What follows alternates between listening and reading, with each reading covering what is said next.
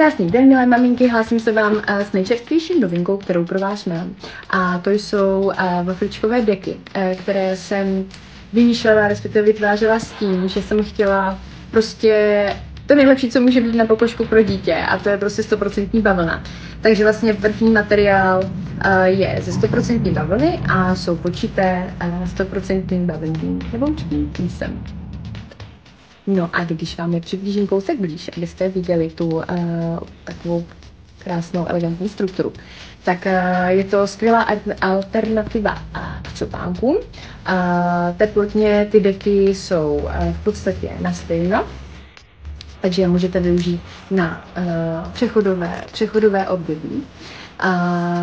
Ukážu vám, jak ladí v jednotlivých barvičkách kočárku, abyste si dokázali přesně představit. Tahle ta tmavá sage je úžasná ke kočárku zdílu. Ukážu vám tady takovou fotku. Růžová, fialková se hodí v podstatě skoro ke každé růžové podložce nebo v takovém jemnému podtržení elegantního kočárku. No a deky už najdete v tuhletu chvíli na e-shopu v kombinacích i s podložkami, takže je můžete koupit rovnou v setu. A pokud byste třeba chtěli vidět nějakou kombinaci i s nějakou jinou nepadací dekou nebo s nějakou jinou podložkou, která tam v tuto chvíli není, tak mi klidně napište, já vám to ráda nafotím.